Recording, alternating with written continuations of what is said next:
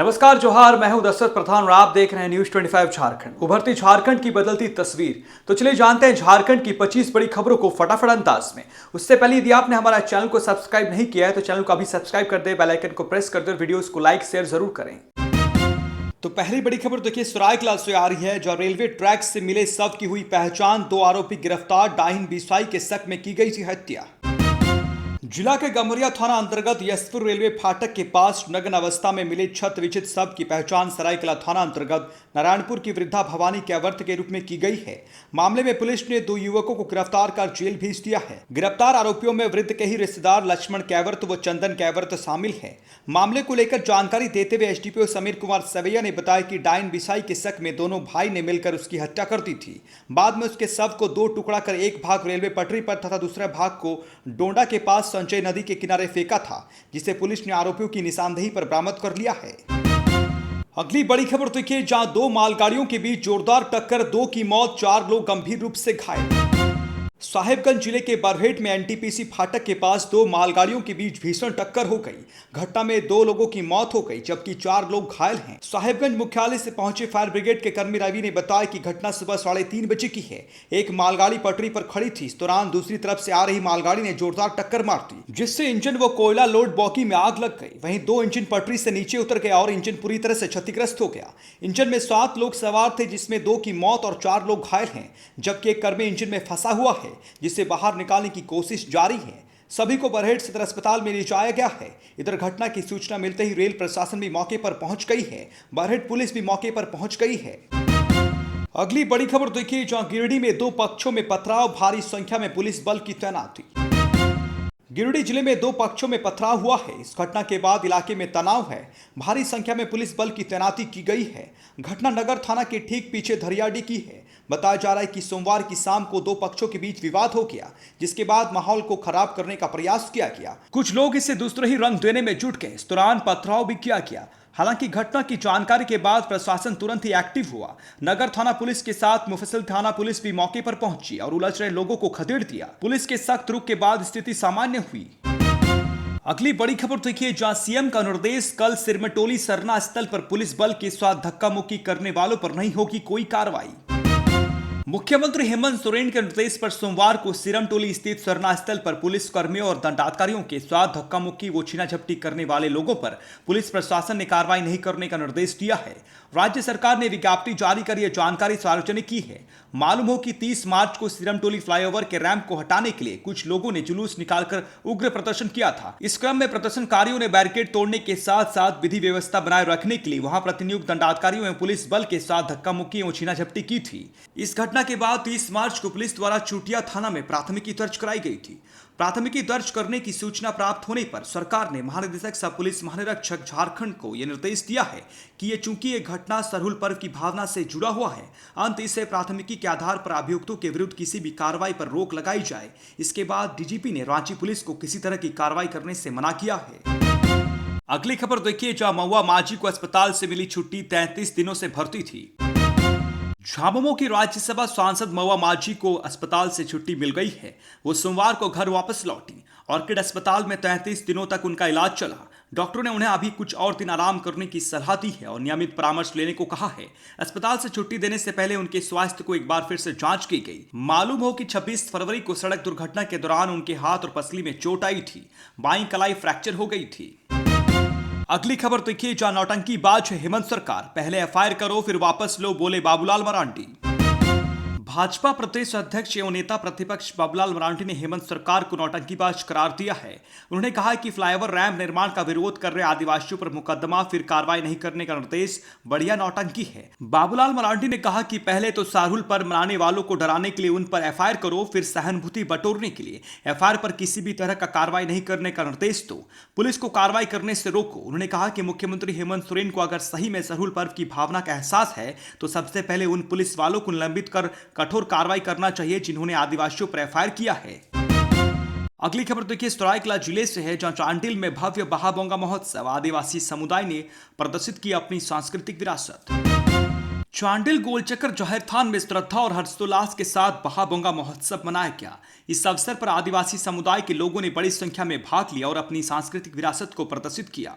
मंत्री रामदास सोरेन ने इस अवसर पर कहा कि आदिवासियों की बहा पर्व आस्था और प्रकृति पूजक रक्षक का प्रतीक है। उन्होंने कहा कि यह पर्व प्रकृति की उपासना और सांस्कृतिक धरोहर को उजागर करने का अवसर है। इस अवसर पर महिलाओं ने जुड़ों में और पुरुषों ने कानों पर सारजम बहा सजाया। मांदर और नगाड़ों की थाप पर महिलाओं और पुरुषों ने सामूहिक नृत्य किया। इस कार्यक्रम में आदिवासी समुदाय के लोगों ने अपनी एकता और अखंडता को प्रदर्शित किया और प्रकृति की रक्षा करने के संकल्प को मजबूत किया। अगली खबर देखिए, जहां जमशेदपुर में सेक्स रैकेट का भांडाफोड़, आपत्तिजनक हालत में पकड़े गए युवक युवती। जमशेदपुर के कदमा थाना अंतर्गत उर्मिला अपार्टमेंट में सेक्स रैकेट संचालित होने की सूचना पर सोमवार देर रात कदमा थाना प्रभारी आलोक कुमार दुबे ने दलबल के साथ छापेमारी की, जहां अपार्टमेंट के तीसरे तल्ले के फ्लैट से एक युवक और एक युवती को आपत्तिजनक स्थिति में पकड़ा। वहीं पुलिस ने कुछ आपत्तिजनक सामान भी बरामद किए हैं। दोनों को हिरासत में लेकर पुलिस पूछताछ कर रही है।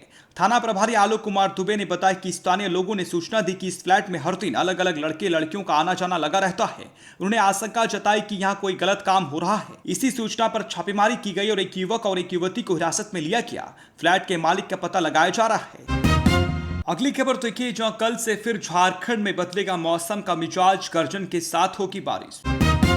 झारखंड के मौसम का मिजाज बदलने वाला है। रांची स्थित मौसम केंद्र ने अपने ताजा मौसम पूर्वानुमान में 2 अप्रैल से 4 अप्रैल तक राज्य के कई इलाकों में गर्जन 40 से 60 किलोमीटर प्रति घंटे की रफ्तार से हवा के झोंके चलने के साथ साथ वज्रपात का ऑरेंज अलर्ट जारी किया है। इस दौरान हल्के से मध्यम दर्जे की बारिश होने की संभावना है। वहीं बात पिछले 24 घंटे की करें तो राजधानी रांची सहित राज्य भर में मौसम शुष्क रहा है।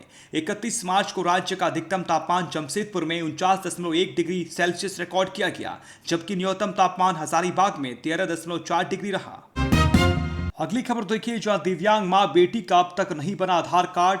बुधनी देवी अपने दिव्यांग पुत्री सुमंती कुमारी के साथ एक झोपड़ी में रहने को मजबूर। खबर बरकट्टा से है, जहां प्रखंड के तेतरिया निवासी दिव्यांग बुधनी देवी गरीबी की दंश ठेलने को मजबूर है। बुधनी देवी अपने दिव्यांग पुत्री सुमंती कुमारी के साथ एक झोपड़ी में रह रही हैं। दिव्यांग मां बेटी की स्थिति काफी दयनीय है, जिसकी पीड़ा को देखते हुए मानव विकास संस्थान की टीम जब इनके यहाँ पहुंची तो पता चला कि मां बेटी दोनों का दिव्यांगता प्रमाण पत्र नहीं बना है। संस्था के सचिव बिरबल प्रसाद ने बताया कि टीम के लोग जब दिव्यांगता प्रमाण पत्र बनाने के लिए प्रयास किए तो पता चला कि इनके पास आधार कार्ड भी नहीं है, जिसके कारण दोनों आज तक सरकारी योजनाओं से वंचित रह रही हैं। संस्थान के लोगों ने स्थानीय प्रशासन से मांग की है कि मां बेटी दोनों का आधार कार्ड बनाया जाए, ताकि आधार कार्ड बनने के पश्चात दिव्यांगता प्रमाण पत्र या पेंशन के लिए सरकार से लाभ मिल सके। अगली खबर देखिए, जहां वीरता और सेवा की विरासत का मनाया जश्न। सीआरपीएफ 94 बटालियन का 38वां स्थापना दिवस मंगलवार को मनाया गया।